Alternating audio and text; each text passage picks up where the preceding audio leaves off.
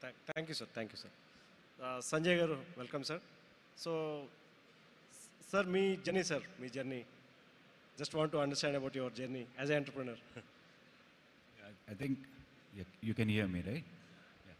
So you asked about fab semiconductor, all the questions there, and when it came to me, it is about my journey, which is good. So, yeah, so my journey is, I mean, unlike all of them who have been gurus of semiconductor, which is effectively, in a very simple terms, a chip, right? And so I come from something which is above that, which is where the platform software, the middleware operating system, core BSPs, kernel, or any of this, the technologies, right, which come above that. So my journey has been, I mean, typical during 90s. We did our engineering here. We went to US for masters, and then after that, some of us got a little more luckier than the others to be getting the first job at the right place. I think I was one of those lucky ones. I got a job at Motorola, and this was in 96.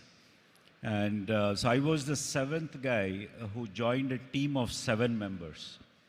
And so Motorola was the market leader at that time in 96 with the analog phones. So this was in Chicago. And so obviously there was a huge bias towards the analog ones because they were making a lot of money.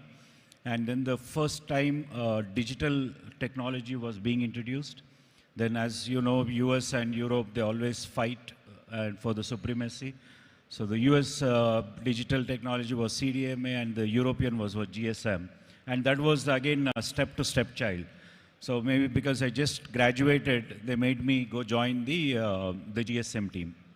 And I was the 7th person. We were in a conference room. That is where we worked. And I was given the responsibility to develop the SMS.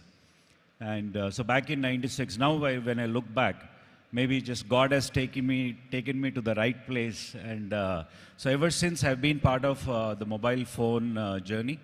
So the GSM, the first phone, I mean, we were the one who introduced, and GSM was my contribution. Broadcast messaging was the next contribution. MMS is something I started for Motorola. Internet browser, what you see today, is something what, as a leader, we were doing that. So I worked for 11 years, stayed in US. I'm a big nationalist. So for me, make in India, step more is design in India. Even the step more is think in India and think for the world, right? So that's the kind of a thing what I have. So it's been 20 years now. I moved back. And it's been 15 years since I have an engineering services company. So it's such an emotional thing today that me, Pradeep Garu and Venkat Garu, so I'm sure at some point of time we were positively competing against each other.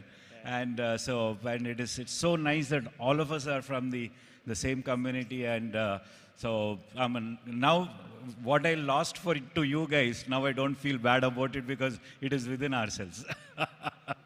From a business side.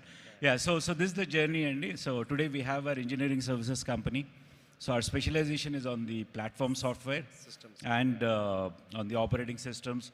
You said digital transformation. Maybe if there is a next question, I can talk a little bit about that later. Sure.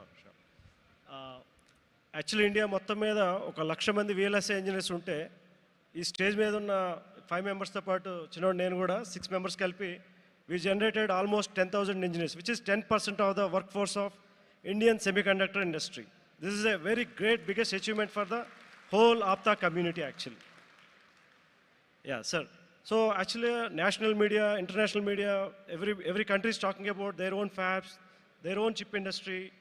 Even మనం పొద్దున చూస్తే national media lo every day they are talking about semiconductor policy. Every state government is talking about semiconductor policy. So just want to understand fabless ecosystem మీద sir Venkat garu so మీ idea sir so fabless ecosystem మీద so India semiconductor policy అని చెప్పి generate చేస్తున్నారు.